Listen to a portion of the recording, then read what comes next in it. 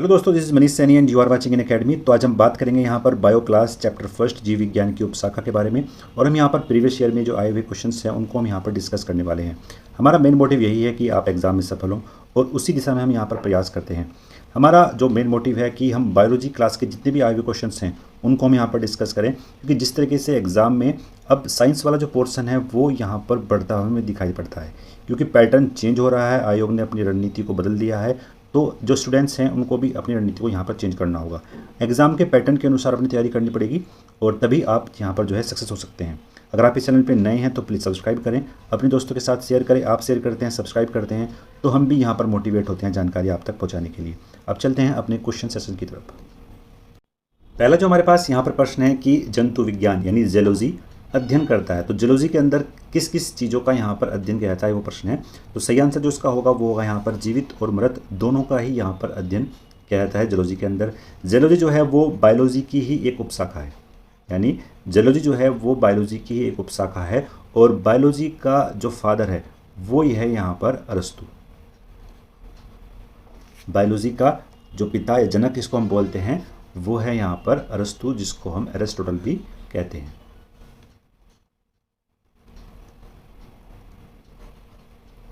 तो सही आंसर जो उसका होगा वो होगा हमारे पास यहाँ पर सी।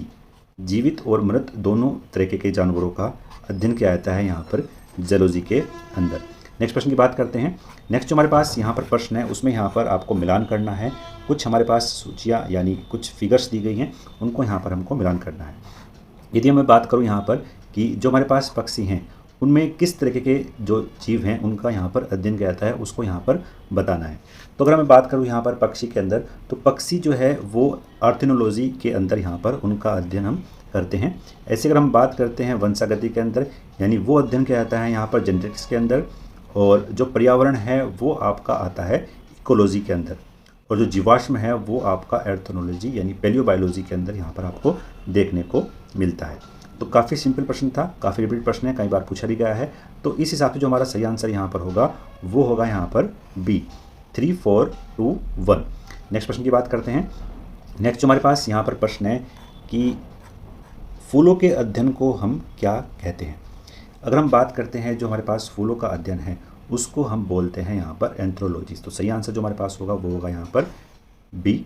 ऐसे अगर हम बात करते हैं यहाँ पर फेरोनोलॉजी, फेरोनोलॉजी के अंदर जो माइंड है यानी मस्तिष्क के जो विभिन्न पार्ट्स होते हैं उनकी एक्टिविटी और उनकी यहाँ पर उसका जो है अध्ययन किया जाता है, यानी मस्तिष्क की क्रियाशीलता का अध्ययन यहाँ पर किया जाता है आपका फेरोनोलॉजी के अंतर्गत। नेक्स्ट बात करते हैं हम यहाँ पर एंथोलॉजी के अंदर।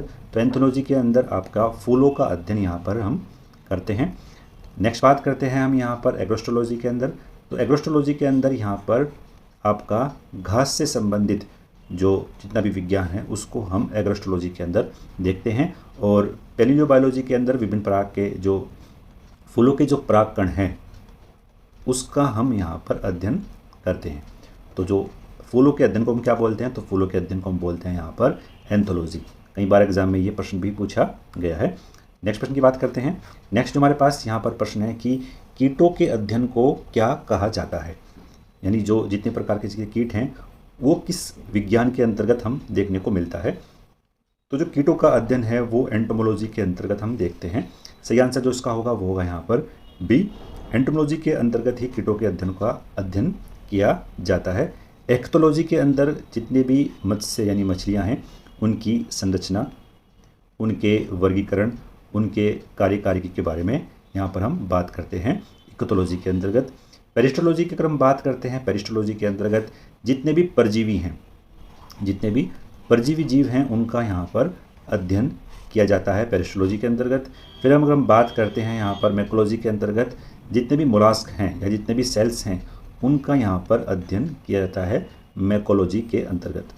और इस तरह के जो प्रश्न हैं वो आपको एग्जाम में देखने को मिलते हैं। उत्तराखंड में पूछा गया था 2003 में। ऐसा नहीं है कि इस तरह के प्रश्न आपको नहीं मिलते हैं, लेकिन अगर हमारा मेन मोटिव यही है कि हम प्रीवियस ईयर में जो आए हुए क्वेश्चन हैं उनको यदि डिस्कस कर लेते हैं तो हमारा यहाँ से जो है 1 या 2 प्रश्न आपके हर एग्जाम में देखने को मिल सकते हैं। और वो यहाँ पर आपके जो हैं फिक्स मार्क्स जो हैं वो आपके यहाँ पर जो है फिक्स हो सकते हैं, पक्के हो सकते हैं यहाँ से। तो नेक्स्ट बात करते हैं। नेक्स्ट जो हमारे पास यहाँ पर प्रश्न है कि निम्नलिखित में से कौन सा विषय जनसंख्या और मानव समुदाय के महत्वपूर्ण आंकड़ों के अध्ययन से संबंधित है।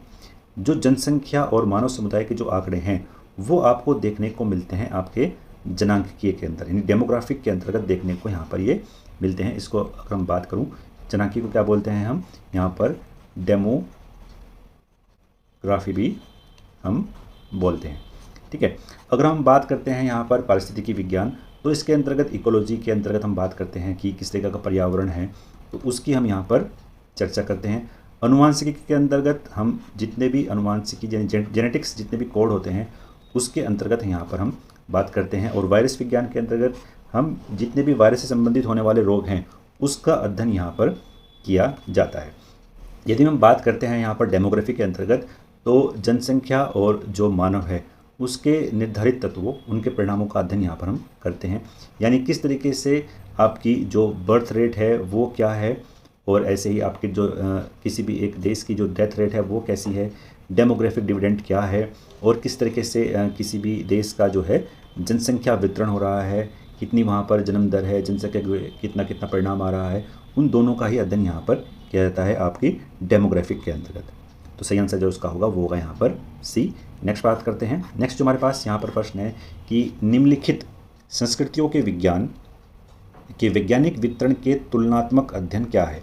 तो इसका जो तुलनात्मक अध्ययन होगा वो होगा यहाँ पर एथनोलॉजी। सही आंसर जो इसका होगा वो होगा यहाँ पर ए, एथनोलॉजी इसका यहाँ पर सही आंसर है। एथनोलॉजी के अंतर्गत जो जितने भी संस्कृतियाँ हैं, जितना भी यहाँ पर कल्चर है, उसका वैज्ञानिक विवरण यहाँ पर किया जाता है, यानी कल्चर्स का किस तरीके से डिस्ट्रीब्यूशन यहाँ पर किया जा रहा है वो हम यहाँ पर उसकी स्टडी करते हैं। ऐसे अगर हम बात करते हैं एथनोलॉजी के अंतर्गत, एथनोलॉजी के अंतर्गत कुछ स्पेसिफाई कल्चर होती हैं, यानी कुछ स्पेशल कल्चर्स होते हैं, उनका ही अध्ययन यहाँ पर किया जाता है। यहाँ पर तो मेन डिफरेंस है वो यहाँ पर ये है कि यहाँ पर एथनोलॉजी के अंतर्गत दो कल्चर्स, दो संस्कृतियाँ हैं, उनके बीच तुलनात्मक अध्ययन होगा, और एथनोग्राफी के अंतर्गत कोई स्पेशल कल्चर है केवल उसका ही अध्ययन यहाँ पर हम करते हैं। एथनोलॉजी के अंतर्गत मानव सहित जितने भी जंतु हैं उनका यहाँ पर व्यवहार यानी बिहेवियर को हम जो है उसके बिहेवियर को यहाँ पर हम देखते हैं। और इथिक्स के अंतर्गत आपका जो आपका नैतिक आचार है, जो आपके मोटिवेशनल हैं, वो उनको हम यहाँ पर देखते हैं, यानी आपका नैतिक व्यवहार कैसा है उसकी स्टडी हम यहाँ पर एथिक्स के अंतर्गत करते हैं। तो सही आंसर जो उसका होगा वो होगा यहाँ पर ए, एथनोलॉजी। चलते हैं नेक्स्ट प्रश्न की तरफ। नेक्स्ट जो हमारे पास यहाँ पर प्रश्न है कि जैविक जगत में होने वाले कार्य, गुण और पद्धति के अध्ययन के इस ज्ञान को मशीनी जगत में क्या उपयोग करने को हम क्या बोलते हैं। अगर हम बात करते हैं या जैविक जगत में जितने भी कार्य, गुण और पद्धति के अध्ययन के साथ यदि हम उसको मशीनरी के अंतर्गत करते हैं तो उसको हम क्या बोलते हैं, यह प्रश्न पूछा गया है। तो उसको हम बोलते हैं यहाँ पर बायोनिक्स। बायोनिक्स जितना भी मानव जगत है, यदि हम उसमें मशीनरी का उपयोग कर रहे हैं, उनमें गुण अपनी पद्धति को अंतर प्राप्त कर रहे हैं, तो उसको हम बायोनिक्स में देखते हैं। और बायोनोमिक्स में हम जितने भी प्राणी जगत में हैं उनमें उनके साथ उनका जो टेम्परेचर है, जो उनका वातावरण है, उसके अध्ययन को हम बायोनोमिक्स में देखते हैं। और बायोनोमी में हम देखते हैं जीवन के नियम, यानी लॉ ऑफ लाइफ की जितनी भी हम बात करते हैं वो हम यहाँ पर बायोनोमी में करते हैं। ऐसी बायोमिस्ट्री की बात करते हैं तो इसमें मैथ और सांख्यिकी यानी मैथ और स्टैटिस्टिक्स की जितनी भी तकनीकी होती हैं उसके अंतर्गत हम किस तरीके से जो है जीव विज्ञान यानी बायोलॉजी का हम यूज़ कर सकते हैं वो हम यहाँ पर अध्ययन करते हैं। मैथ और बायोलॉजी का क्या यूज हो सकता है, आपका स्टैटिक्स का और मैथ का किस तरीके से यूज़ कर सकते हैं हम बायोलॉजी के अंदर, तो उसको हम बोलते हैं यहाँ पर बायोमेट्री। तो इसका जो सही आंसर हमारे पास होगा वो होगा यहाँ पर बायोनोमिक्स। जब कार्य, गुण और पद्धति के अध्ययन के इस ज्ञान को मशीनी जगत में हम प्रयोग किया जाता है तो उसको बोलते हैं हम यहाँ पर बायोनिक्स। चलते हैं नेक्स्ट प्रश्न की तरफ। नेक्स्ट हमारे पास यहाँ पर प्रश्न है कि पेलियो वनस्पति के अंतर्गत अध्ययन करते हैं। अगर हम बात करते हैं जो पेलियो वनस्पति है इसके अंतर्गत आपका जितने भी फॉयल प्लांट्स हैं यानी पादप जो जीवाश्म हैं उनका अध्ययन हम करते हैं। तो जो सही आंसर जो उसका होगा वो होगा यहाँ पर इनमें से कोई नहीं। और जो पेलियो वनस्पति है उसके अंतर्गत हम करते हैं आपका फॉयल्स फॉयल प्लांट्स का अध्ययन हम करते हैं यहाँ पर पैलियो वनस्पति के अंतर्गत, जिसको अगर मैं बात करूँ पादप जीवाश्मी बोलते हैं। कहीं कहीं आप इसको जो है हिंदी में पादप जीवाश्म भी आप इसको कह सकते हैं। अगर हम बात करते हैं कि जितने भी लाखों वर्ष में के पूर्व जो बर्फ़ है, मिट्टी है, उसके नीचे जो प्राकृतिक घटनाओं के कारण दब गए थे, उनकी छाप पत्थरों की चट्टानों से प्राप्त होती है, तो उसका अध्ययन ही हम पैलियो वनस्पति में करते हैं। और भारतीय जीवाश्म वनस्पति विज्ञान का जो फादर है, जो फादर ऑफ इंडियन पैलोबोटनिक्स है, वो है यहाँ पर प्रोफेसर बीरबल साहनी। प्रोफेसर बीरबल साहनी यहाँ पर आपके फादर हैं आपका जो है पैलियो वनस्पति के। तो जो सही आंसर जो उसका होगा वो होगा यहाँ पर इनमें से कोई नहीं। और पैलियो वनस्पति के अंदर हम पादप जीवाश्म का अध्ययन करते हैं। नेक्स्ट बात करते हैं। नेक्स्ट हमारे पास यहाँ पर प्रश्न है कि रेशम कीट को क्या कहते हैं। रेशम कीट को हम बोलते हैं यहाँ पर सेरीकल्चर। तो सही आंसर जो उसका होगा वो होगा यहाँ पर सी, सेरीकल्चर इसका सही आंसर है। ऐसे अगर हम बात करते हैं यहाँ पर एपीकल्चर के बारे में, तो एपीकल्चर जो है आपका हनी, शहद उत्पादन से संबंधित है। हॉर्टिकल्चर आपका पुष्प और यानी फ्लावर और फल से संबंधित है। पुष्प और फल से ये संबंधित है। सेरीकल्चर आपका रेशम कीट से संबंधित है।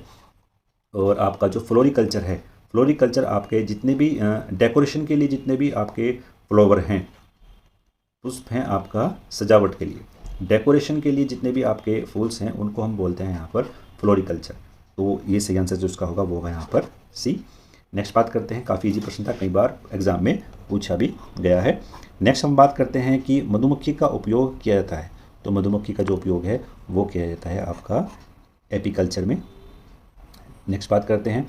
नेक्स्ट जो हमारे पास यहाँ पर प्रश्न है कि हमको यहाँ पर निकालना है कि कौन सा यहाँ पर सुम्मिलित नहीं है। तो जो सुम्मिलित नहीं है वो है यहाँ पर हमारा सब्जियों की खेती, आपकी हॉर्टिकल्चर के अंतर्गत नहीं आती है। तो सही आंसर जो होगा हमारे पास वो है यहाँ पर सी।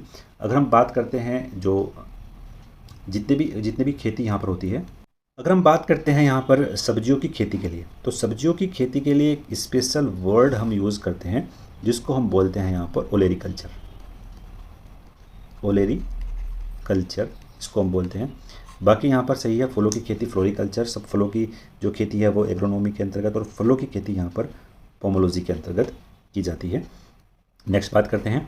नेक्स्ट जो हमारे पास यहाँ पर प्रश्न है कि कौन सा यहाँ पर सुम्मिलित नहीं है, उसको हमको पहचानना है। तो अगर हम बात करते हैं, पहला जो हमारे पास ऑप्शंस है कि यहाँ पर एपीकल्चर आपका शहद की मक्खी संबंधित है।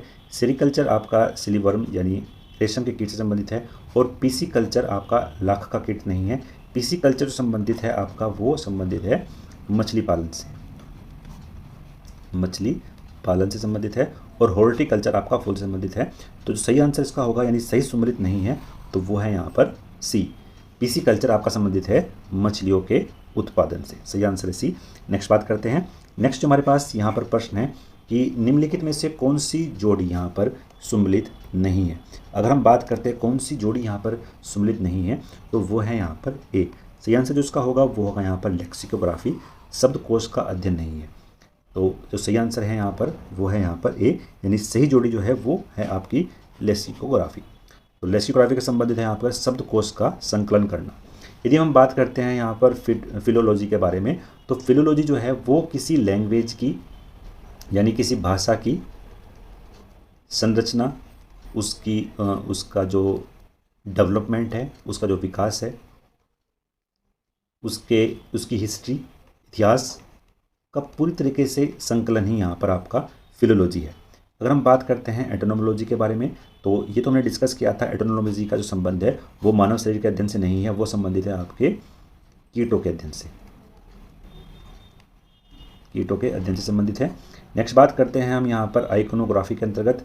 तो आइकोनोग्राफी में जो अध्ययन किया जाता है वो किया जाता है यहाँ पर प्रतिमा, जितनी भी आपकी चित्रकला है उनका ही अध्ययन यहाँ पर किया जाता है आइकोनोग्राफी के अंतर्गत। तो सही आंसर जो उसका होगा वो होगा यहाँ पर ए। अब हम चलते हैं नेक्स्ट प्रश्न की तरफ। नेक्स्ट हमारे पास यहाँ पर प्रश्न है कि विटीकल्चर के द्वारा निम्नलिखित में से कौन उत्पादित किया जाता है, यानी विटीकल्चर में हम किस चीज़ की खेती यहाँ पर करते हैं। तो विटीकल्चर में जो हम खेती करते हैं वो यहाँ पर अंगूर की खेती करते हैं। सही आंसर यहाँ पर डी, शहद की जो खेती करते हैं वो एपीकल्चर के द्वारा करते हैं, सिल्क वर्म जो है आपका सिल्ककल्चर के द्वारा यहाँ पर किया जाता है। तो सही आंसर जो उसका होगा वो होगा यहाँ पर डी, विटिकल्चर संबंधित है यहाँ पर अंगूर की खेती से। नेक्स्ट बात करते हैं, नेक्स्ट जो हमारे पास यहाँ पर प्रश्न है कि कीट संवर्धन क्या है, यानी जो अगर हम बात करते हैं कीट संवर्धन किस संबंधित है, तो ये जो संबंधित है वो आपका संबंधित है कीटों की वृद्धि करने वाले का विज्ञान। सही आंसर जो उसका होगा वो होगा यहाँ पर ए, कीट संवर्धन, जैसे केंचुओं की वृद्धि का ज्ञान। और केंचुए जो हैं वो कृषक हैं उसके मित्र होते हैं, इसको भूमि की आंत भी कहा जाता है। केंचुए खाद और वर्मी कंपोस्ट जितने भी होते हैं उससे एक उत्तम जो जैविक उर्वरक हैं उसका निर्माण यहाँ पर करते हैं। तो कीट संवर्धन का अंतर है कीटों की वृद्धि का विज्ञान। नेक्स्ट बात करते हैं, नेक्स्ट हमारे पास प्रश्न है कि जेरंटोलॉजी का संबंध यहाँ पर किससे है। हम बात करते हैं जेरंटोलॉजी के बारे में। तो जेरंटोलॉजी निम्नलिखित में से किसके अध्ययन संबंधित है, तो ये संबंधित है आपके वृद्ध से। जितने भी वृद्ध लोग हैं उनकी जो एक्टिविटी है उसको हम अध्ययन करते हैं जेरंटोलॉजी के अंतर्गत। यह जो जेरंटोलॉजी है ये बायोलॉजी की ही एक उपशाखा के तौर पर हम इसको देखते हैं, बायोलॉजी की ही एक उपशाखा है। और वृद्धावस्था में जो मांसपेशियां हैं वो किस तरीके से काम करती हैं, शरीर के अंग भी युवावस्था की तरह काम नहीं करते हैं, तो उसका जो पूरा अध्ययन है वो जेरंटोलॉजी के अंतर्गत किया जाता है। एग्ज़ाम के लिए काफ़ी ये महत्वपूर्ण है और कई बार ये एग्ज़ाम में पूछा भी गया है। तो सही आंसर जो उसका होगा वो होगा यहाँ पर आपका वृद्ध। जेरंटोलॉजी संबंधित है आपके वृद्ध से अध्ययन से, ये किस किस तरीके से यहाँ पर जो वृद्ध हैं वो अपना दैनिक कार्य करते हैं, तो वो हम उसका अध्ययन करते हैं जेरंटोलॉजी के अंतर्गत। नेक्स्ट बात करते हैं, नेक्स्ट जो हमारा है पेडोलॉजी निम्नलिखित वैज्ञानिक अध्ययन से संबंधित है। जो पेडोलॉजी है वो आपकी संबंधित है मिट्टी से संबंधित है, पेडोलॉजी संबंधित है यहाँ पर मिट्टी से। और पेडोलॉजी के अंतर्गत जो मिट्टी का किस तरीके से फॉर्मेशन होता है वो भी हम यहाँ पर देखते हैं आपका पेडोलॉजी के अंतर्गत। जो सॉइल्स है उसका फॉर्मेशन, उसका निर्माण, जो सॉइल्स है उसके कितने टाइप हैं यानी कितने प्रकार की वो यहाँ पर हो सकती है, और किस प्रकार एक हरे पौधे कच्चे पदार्थ के रूप में यहाँ पर जो वाटर और आपके मिनरल्स हैं, खनिज पदार्थ हैं, उनका सेवन करते हैं, उनका ग्रहण करते हैं। मिट्टी जो है वो भौतिक चट्टान के अपक्षय से निर्मित होती है, यानी उसके वेदरिंग के से संबंधित है। तो उसका किस किस तरीके से निर्माण होता है, उसका हम जो पूरा निर्माण है मिट्टी का वो हम पेडोलॉजी के अंतर्गत देखते हैं। तो सही आंसर जो उसका होगा वो होगा यहाँ पर बी। बात करते हैं अब नेक्स्ट प्रश्न के बारे में। नेक्स्ट जो हमारे पास यहाँ पर प्रश्न है कि सर्पों के विषय में जानकारी प्राप्त कहाँ से होती है। जो अगर हम बात करते हैं यहाँ पर सर्पों के विषय में, तो सर्पों के विषय में जो हमें जानकारी मिलती है वो हमें मिलती है सर्पेंटोलॉजी के अंतर्गत। सही आंसर जो उसका होगा वो होगा यहाँ पर ए, सर्पेंटोलॉजी के अंतर्गत हम बात करते हैं सर्पों के विषय में। अब अगर हम बात करते हैं पूरा अध्ययन इसके द्वारा हम किया जाता है। जो हमारे पास हर्पेटोलॉजी है, हर्पेटोलॉजी विज्ञान यानी बायोलॉजी की ही एक उपशाखा है। इसमें आप जो उभयचर हैं, उभयचरों और सरीसृपों का यहाँ पर अध्ययन करते हैं। आर्थिनोलॉजी के अंतर्गत आप जो हैं बर्ड्स यानी पक्षियों का जो है अध्ययन किया जाता है आर्थिनोलॉजी के अंतर्गत। और इकोथोलॉजी के अंतर्गत आप जो है किसका, तो हमने पीछे डिस्कस किया था, मछलियों का अध्ययन हम करते हैं। तो सही आंसर जो उसका होगा वो होगा यहाँ पर ए, सर्पों का जो हम अध्ययन करते हैं सर्पेंटोलॉजी के अंतर्गत करते हैं। आर्थिनोलॉजी का जो अध्ययन करते हैं वो पक्षी के अंतर्गत, हर्पेटोलॉजी का जो अध्ययन करते हैं वो उभयचरों के अंतर्गत, और इकोथोलॉजी का जो अध्ययन करते हैं वो हम करते हैं मछलियों के अंतर्गत यहाँ पर करते हैं। नेक्स्ट प्रश्न की बात करते हैं। नेक्स्ट काफ़ी अच्छा प्रश्न है, कई बार एग्जाम में ये पूछा भी गया है कि हाइड्रोपोनिक्स क्या है। हाइड्रोपोनिक्स जो असल में अगर हम बात करते हैं ये मृदा विहीन पादप संवर्धन। सही आंसर जो उसका होगा वो होगा यहाँ पर ए। अगर हम बात करते हैं हाइड्रोपोनिक्स एक प्रकार की ये जो है, अगर मैं बात कहूँ कि अगर मैं हाइड्रोपोनिक्स में कहूँ कि एक प्रकार की ये जो है खेती भी इसको हम बोल सकते हैं। यहाँ पर जो पोषक तत्व हैं वो वाटर के माध्यम से यानी जल के माध्यम से हम पौधे तक पहुँचाते हैं। यहाँ पर हम किसी भी सॉइल्स का यूज़ नहीं करते हैं उसके मिनरल्स पहुँचाने के लिए, हम केवल वाटर के द्वारा ही यहाँ पर हम खेती करते हैं। यानी हाइड्रोपोनिक्स जो है एक नई टेक्नोलॉजी है, नया इनोवेशन है, और जिसमें हम सॉइल्स का यूज़ नहीं करते हैं। जैसे नॉर्मली अगर हम बात करते हैं हम मिट्टी का यूज़ करते हैं पौधे को ग्रो करने के लिए, लेकिन यहाँ पर हम मिट्टी का यूज़ नहीं करते हैं। यहाँ पूरी तरीके से हम वाटर का ही यूज़ करते हैं पौधे को मिनरल्स पहुँचाने के लिए। ठीक है, यह पौधे को उगाने की कैसी विधि है जिसमें भूमि का बिल्कुल भी यूज़ नहीं होता है, केवल और केवल वाटर के द्वारा ही हम पौधे को ग्रो करते हैं। यहाँ पर जो पहला वर्ड है वो हाइड्रो, हाइड्रो मतलब यहाँ पर संबंधित है आपका वाटर से। तो कई बार अगर आपको कन्फ्यूजन हो तो आप हाइड्रो से संबंधित यहाँ पर समझ सकते हैं। तो ये प्रश्न हमने यहाँ पर डिस्कस करे, तकरीबन 19 या 20 प्रश्न थे जो यहाँ पर संबंधित है हमारे जीव विज्ञान की उपशाखा से। तो मिलते हैं ऐसी वीडियो से संबंधित। अगर आप इस चैनल पर नए हैं तो प्लीज़ सब्सक्राइब करें, अपने दोस्तों के साथ शेयर करें। शेयर करते हैं, सब्सक्राइब करते हैं तो हम भी यहाँ पर मोटिवेट होते हैं जानकारी आप तक पहुँचाने के लिए। मिलते हैं नेक्स्ट वीडियो में। धन्यवाद। जय हिंद।